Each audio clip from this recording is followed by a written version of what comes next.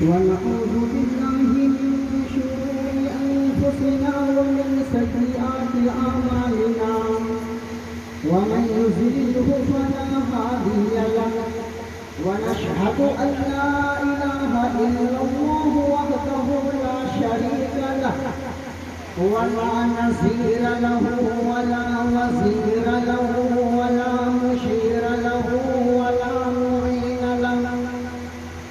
وقال النبي صلى الله عليه وسلم: الحمد لله الذي أبدع الأخلاق والأرضين والصلاة على من كان نبيا وآدم بين الماء والطين وعلى آله وصحبه أجمعين. وقال النبي صلى الله عليه وسلم: ولمالها ولجمالها ولحسبها ولدينها. وقال النبي صلى الله عليه وسلم: النكاح بسنتي فمن رغب عن سنتي فليس مني. کہ زندگی دے تو جینے کا قرینہ بھی تو دے دے، کہ زندگی دے تو جینے کا قرینہ بھی تو دے دے، میرے مولا رہنے کو ہمیں کو دے دے. گلاب نہیں، عطر نہیں، مشک عنبر نہیں، بس سننے کے لیے نبی کا پسینہ بھی تو دے دے. میرے معزز سامعین کرام، جس طرح سے ہمیں اور آپ کو یہ معلوم ہے کہ ربیع الاول کا مہینہ چل رہا ہے اور اسی مہینے میں معین صاحب نے اپنی بیٹی کا نکاح کا پروگرام منعقد کیا ہے. ہم اور آپ یہی دعا کرتے ہیں کہ پاک پیغمبر جس مہینے میں آئے اسی مہینے میں اس نے اپنی بیٹی کا نکاح کا پروگرام طے کیا ہے. تو دعا یہ کرتے ہیں اللہ پاک دونوں کی زندگی میں امن و امان عطا فرمائے، دونوں کی زندگی میں سکون اور چین عطا فرمائے. تو میرے محترم، اللہ کا بہت بڑا احسان یہ ہوا کہ ہمیں اور آپ کو مسلمان بنایا.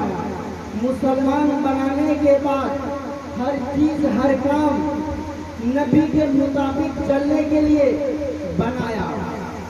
کھانا نبی کی طرح، چلنا نبی کی طرح، اٹھنا نبی کی طرح اور آنا جانا نبی کی طرح، تمام معاملات نبی کی طرح.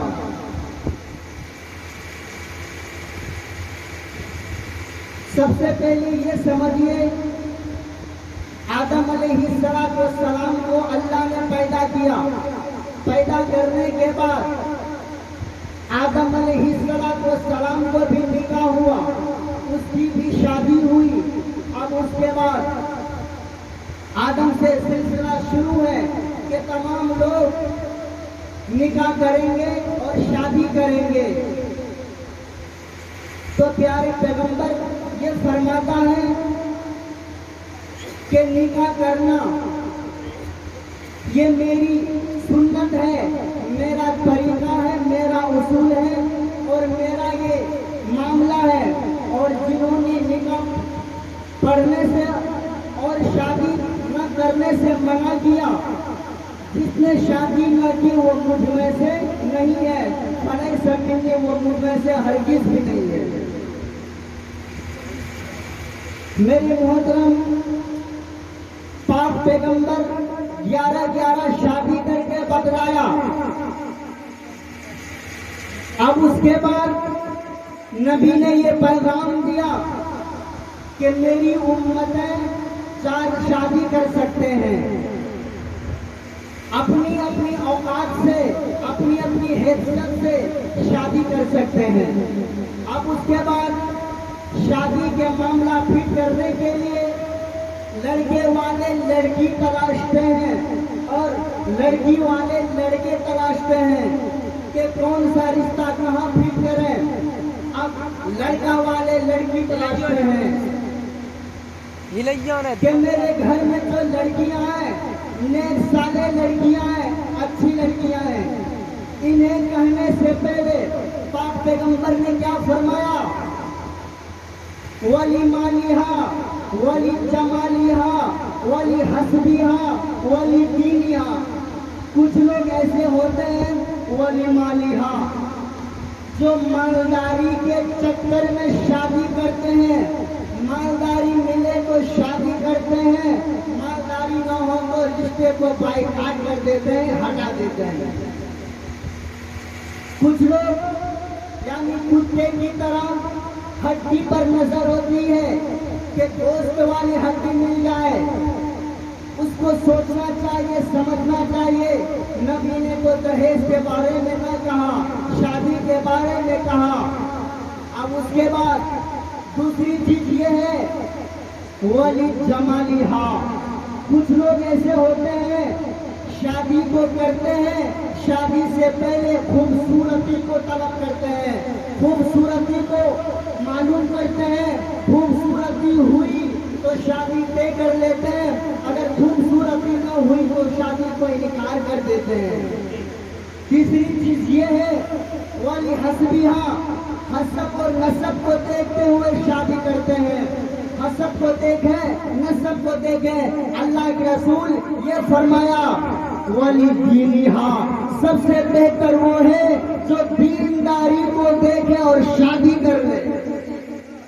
یہ بتائیے خوبصورتی لڑکی تمہارے گھر میں دلہن بن کر آئے گی وہ لڑکی ہمیشہ تکبر میں رہے گی گھمنڈ میں رہے گی اپنے اوپر حسن و جمیل میں رہے گی کہ میں خوبصورت ہوں میں جمیل ہوں وہ ہمیشہ اترائے گی ہمیشہ گھمنڈی میں رہے گی ہمیشہ تکبر میں رہے گی اس لڑکا کا دماغ ہمیشہ چنچل رہے گا باہر گیا کام پر گیا روزگار پر گیا مزدوری کے لیے گیا لیبر گری کے لیے گیا دماغ یہ رہے گا میری بیوی جمیل ہے کہیں اس کے اوپر دوسرا لڑکا فرقہ نہ ہو جائے اس کے پیچھے کوئی دوسرا لڑکا دیوانہ نہ ہو جائے یعنی خوبصورتی پا کر میرے دماغ میں یہ فطور رہتا ہے بات صحیح ہے یا نہیں ہے دوسری چیز یہ ہے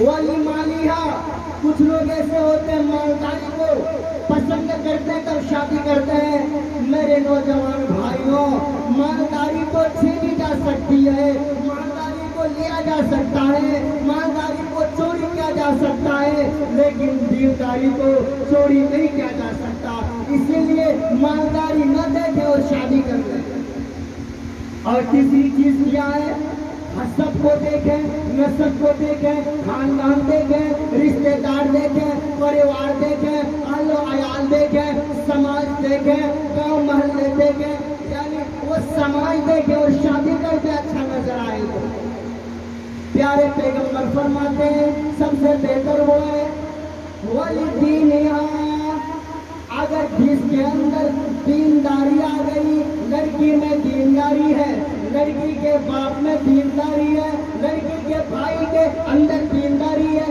بسم اللہ پڑھ لیا جائے اور شادی کر لیا جائے کتنا اچھا بہتر ہے پاک پیغمبر فرماتے ہیں جس کے اندر یہ چیز پائی گئی دینداری دیکھی گئی اور شادی کرا دیا گیا شادی ہو گئی ان سے بہتر کوئی نہیں ہے میرے بھائی ہمارے نبی کی بیٹی حضرت فاطمہ کی بھی شادی ہوئی کیا میرے نبی کیا کون سا گھر دیکھا میرے نبی ڈاکٹر نہیں دیکھے میرے نبی پروفیسر نہیں دیکھے میرے نبی صدر نہیں دیکھے میرے نبی انجینئر نہیں دیکھے میرے نبی کاریگر نہیں دیکھے میرے نبی چیف منسٹر نہیں دیکھے میرے نبی پرائم منسٹر نہیں دیکھے میرے نبی ماسٹر نہیں دیکھے میرے نبی ڈیلر نہیں دیکھے میرے نبی دیکھے تو کیا دیکھے حیدر کرار کو دیکھا علی مرتضیٰ کا دیکھا جس کے پاس کچھ نہیں مگر علم کی دولت تھی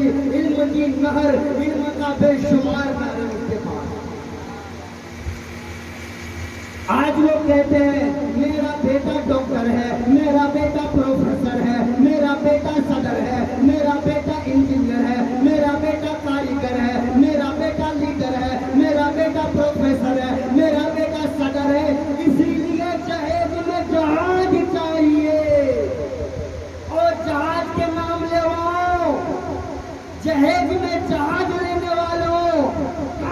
توڑ کر سن لو، میرے نبی نے شہد لینے پر لعنت بھیجی ہے، لعنت بھیجی ہے، لعنت بھیجی ہے۔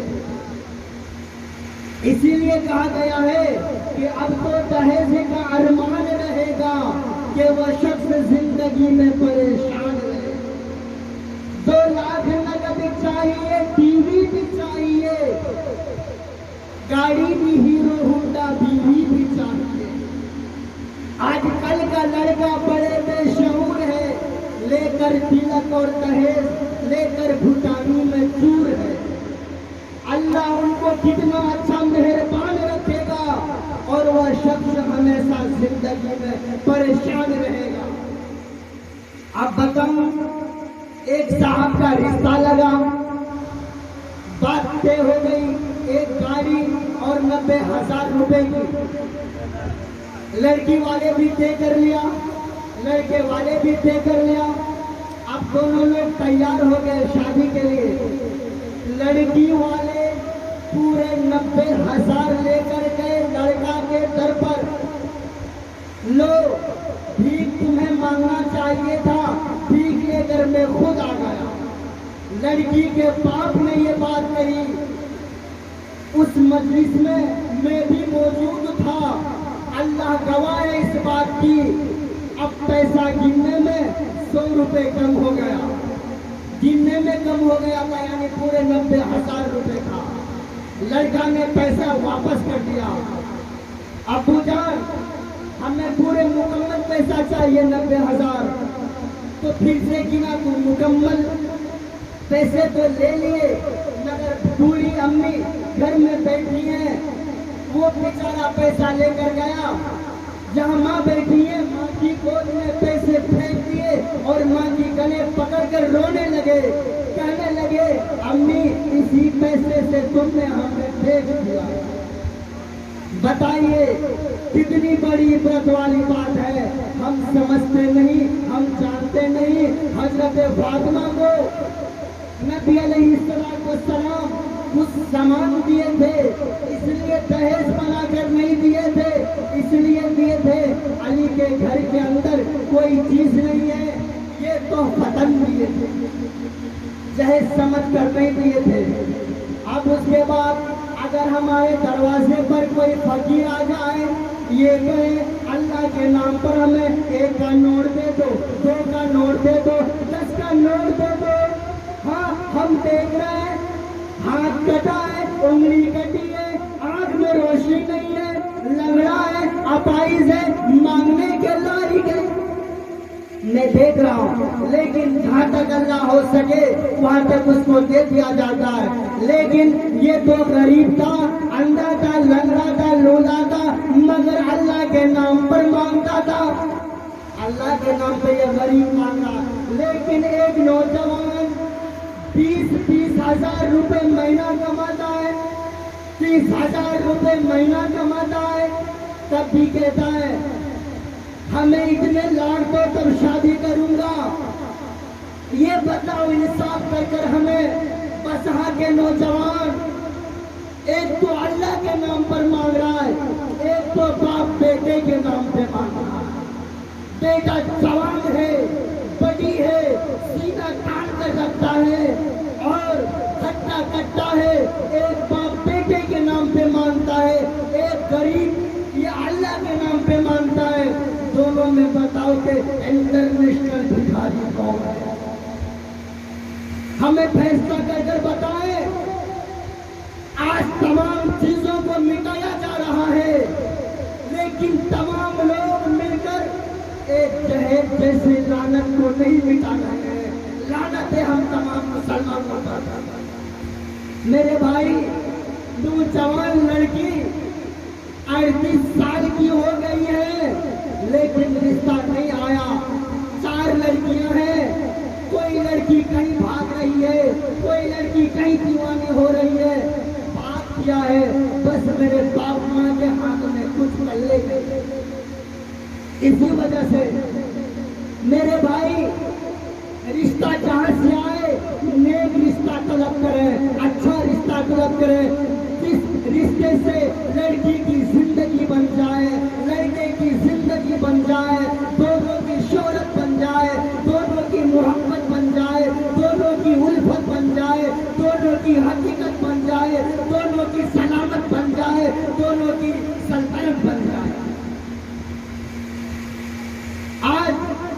ہم اور آپ پریشان کیوں ہیں؟